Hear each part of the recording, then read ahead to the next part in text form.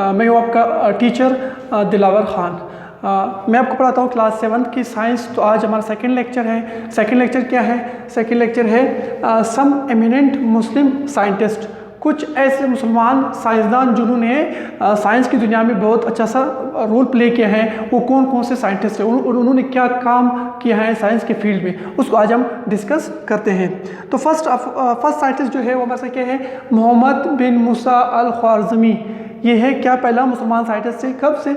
780 से लेकर 850 तक। अब इसने साइंस की दुनिया में क्या काम किया, मैं आपकी बुक यहाँ पर रीडिंग भी करवाऊँगा और आप लोग घर में खुद भी रीडिंग करना। मैंने यहाँ पे पॉइंट्स लिखवाए, ये पॉइंट्स आपको समझाता हूँ मैं। तो पहला क्या होता है? कहते al Khwarizmi was one of the most outstanding mathematician known to history. Here is a brief list of his achievement. कहते अल ख्वारिज़मी जो था वो एक बहुत ही आउटस्टैंडिंग काबिल मैथमेटिशियन था अपनी तारीख़ में, और उसके कुछ जो कारनामे हैं वो जिन्होंने सरअंजाम दिए वो कौन कौन से वो मद्देनज़र है। पहला क्या है? He is the founder of modern algebra. Founder of modern algebra, जो आजकल अब मॉडर्न अलजेब्रा पढ़ रहे हैं, इसकी बुनियाद किसने रखी? इसकी बुनियाद अल ख्वारिज़मी ने इसकी बुनियाद रखी। फाउंडर ऑफ मॉडर्न अलजेब्रा जो आप मैथमेटिक्स में पढ़ते हो। इसी तरह ये wrote many books on this subject including किताबुल जबर। It was the first book on the elementary algebra. कहते हैं इसने जो मॉडर्न अलजेब्रा इसके ऊपर बहुत सारे किताब लिखे। इनमें से एक किताब का नाम है किताबुल जबर।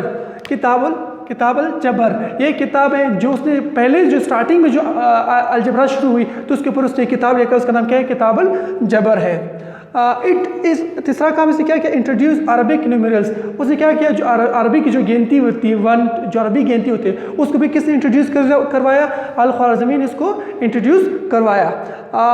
उसके बाद उसने क्या किया? Developed science cosine and tangent table. उसे क्या बना? जो आप साइन थीटा पढ़ते हैं, कॉस थीटा पढ़ते हैं, टेंजेंट थीटा पढ़ते हैं, इस टेबल को भी सबसे पहले किसने डेवलप करवाया? उसने ये भी अल ख्वारिज़मी के डेवलप हुआ टेबल है। ठीक है, उन्होंने इसको डेवलप करवाया। ठीक है। Describe the basic type of equation n x equal to m. इसने एक मशहूर जो इक्वेशन होते हैं n x equal to m, इसको भी किसने डिस्क्राइब किया? इसको भी अल ख्वारिज़मी ने डिस्क्राइब किया। ठीक है। Introduce the decimal position system. जो डेसिमल इशारे वाली जो सिस्टम होते हैं, डेसिमल पोजीशन इशारा जब हम लगाते हैं, इसको भी किसने इंट्रोड्यूस करवाया? इसको भी अल ख्वारिज़मी ने इंट्रोड्यूस करवाया। And the concept of zero, और ज़ीरो का जो कंसेप्ट है वो भी किसने दिया? अल ख्वारिज़मी ने हमें ज़ीरो का कंसेप्ट दिया। लास्ट में क्या कहा? First to map the globe. कहते हैं जो दुनिया की जो नक्शा होता है मैप, सबसे पहले ये था और उसके साथ कुछ और साइंटिस्ट थे, उन्होंने मिलकर दुनिया का क्या करें? नक्शा बना दिया। ये उसके कुछ कारनामे थे जो उन्होंने साइंस के फील्ड में करवाए हैं। उसके बाद सेकंड साइंटिस्ट है जिसका नाम क्या? अबू हनीफा इब्ने दाऊद अल दिनवारी। ये क्या था? 1826 से लेकर 1896 तक ये इसकी ड्यूरेशन है। अब ये क्या था? कहता है al Dinawari was a great botanist expert of plants. कहते हैं ये एक बहुत ही बॉटनी में बहुत ज़्यादा क्या था? एक्सपर्ट था। क्या था? एक्सपर्ट था। Wrote a book on plant किताबुल नबात। इसने क्या कर दिया? पौधों के ऊपर एक किताब लिखी, जिस किताब का नाम क्या था? किताबुल नबात उसका नाम है। इन विच ई डिस्क्राइब एटलीस्ट 637 प्लांट्स, जिसमें तकरीबन उसने 637 पौधों को क्या किया? बयान किया। ये इसका क्या था? पहला बुक था। Plants evolution from birth to death. और इसे ये भी डिस्क्राइब किया कि प्लांट्स की इवोल्यूशन किस तरह होती है, उसमें चेंजेस किस तरह होते हैं। जब प्लांट्स पैदा होता है, फिर जब बढ़ता है, उसके बाद जो मर जाता है, इन तमाम फेजेस स्टार्टिंग से लेकर पैदा होने से लेकर फिर डेथ तक, इन तमाम फेजेस को भी उसने क्या किया? डिस्क्राइब किया। किसने? अल दिनवारी ने। ठीक है। Describe the phases of plant and the production of flower and fruit.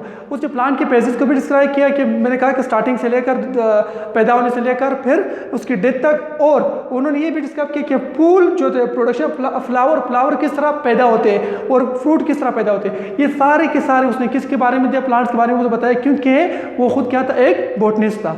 I hope आपको टॉपिक क्लियर होगा। Thank you student. उसके बाद है मोहम्मद बिन ज़करिया अल राज़ी। 1865 से लेकर 1925 तक ये भी एक मुस्लिम साइंटिस्ट था। इसने क्या किया? ये एक बहुत ही काबिल डॉक्टर था। उसकी जिन्होंने उस साइंस की फील्ड में काम किए वो कौन कौन से, ये वो उसके काम है। रूट्स ओवर 200 बुक इंक्लूडिंग किताबुल मंसूरी एंड अलावी। इसने क्या करे तकरीबन 200 किताबें लिखी जिसका नाम क्या था किताबुल मंसूरी और किताबुल मंसूरी एंड अलावी। ये उसने 200 बुक्स उस पर लिखे हैं और these 2 books are related to medicine. ये जो किताबें हैं इसका ताल्लुक किस चीज़ से, इन किताबों का ताल्लुक है मेडिसिन के साथ, जो मेडिसिन दवाइयाँ वगैरह होते हैं जो मेडिकल के फील्ड में होते हैं उसके मुताबिक इसने कितने बुक्स लिखे हैं 200 बुक्स लिखे हैं और इसका ताल्लुक किस चीज़ से मेडिसिन से, क्योंकि एक बहुत ही खुद ही एक काबिल डॉक्टर था। ये classified the substance as plant animals and minerals. क्या कि उसने सब्सटेंस को क्लासिफाई किया कि कुछ पहले लोग नहीं सारे सब्सटेंस को कहते थे, लेकिन उसने क्या कर उसको क्लासिफाई की दर्जाबंदी की, अलग अलग रखे कि ये प्लांट्स हैं क्योंकि इसकी अलग खुशियात है, एनिमल्स की अलग खुशियात है और मिनरल्स की अलग खुशियात है। ये उस दौर में बहुत बड़ा काम था कि पहले लोग सबको सब्सटेंस कहते थे, लेकिन इसने क्या की क्लासिफिकेशन की कि प्लांट्स अलग चीज़ है, एनिमल्स अलग चीज़ है और मिनरल्स क्या होते हैं डिफरेंट सब्सटेंस है, डिफरेंट चीज़ है। उसके बाद ये phone treatment of kidney and bladder stone. ये जो उसने क्या कर उसमें जो हमारे ब्लेडर में जो ब्लेडर में जो हमारे स्टोन पत्थर बनता है या हमारे जो किडनी में जो पत्थर बनता है इसका उसे क्या कर उसका ट्रीटमेंट इंट्रोड्यूस करवाया। सबसे पहले उसका इलाज किसने इंट्रोड्यूस करवाया, वो अल-राज़ी ने इंट्रोड्यूस करवाया। जो आपके गाल ब्लेडर में जो ब्लेडर स्टोन होते हैं, हमारे जो ब्लेडर में स्टोन बनता है या हमारे किडनी में स्टोन बनता है, उस टाइम उसने इसके क्या कर इलाज दरियाफ्त करवा दिया। Explain the nature of various infectious disease like small pox and measles. उसने जो बहुत सारे जो इन्फेक्शियस डिजीज, इन्फेक्शियस जो होते हैं, इन्फेक्शन होती है, इंसान बीमार होते हैं, उसके नेचर को क्या करते हैं उसने बयान कर दिया। जैसे कि हमारे से क्या है स्मॉल पॉक्स है, उस टाइम अब स्मॉल पॉक्स क्या होते हैं छोटे से पस निकल आते हैं, फिर उससे क्या होते हैं पानी निकलता है, फिर उसके ऊपर क्या होते हैं निशान बन जाते हैं। और एक होते हैं मिजल जिसको खसरा भी कहते हैं, छोटे छोटे रेड लाइक छोटे छोटे क्या होते हैं रेड की तरह रेड छोटे छोटे क्या होते हैं दाने हमारे बॉडी के ऊपर आ जाते हैं। इससे क्या होता है हम बीमार होते हैं, बॉडी कमज़ोर होती है, बचपन में हमारी बॉडी पे आ जाते हैं। इसका नेचर उसने बताया कि किस तरह की डिजीज़ है। उसके बाद introduce the use of alcohol for medical purpose. जो अल्कोहल है जिसको हम शराब कहते हैं, इसने अल्कोहल को इस्तेमाल करके मुख्तलिफ मेडिकल पर्पस के लिए, मुख्तलिफ मेडिकल पर्पस के लिए मतलब मुख्तलिफ इलाज के लिए जो मेडिकल दवाइयों वगैरह उसको इस्तेमाल कर दिया उस अल्कोहल को। ये फर्स्ट टाइम इसने किया।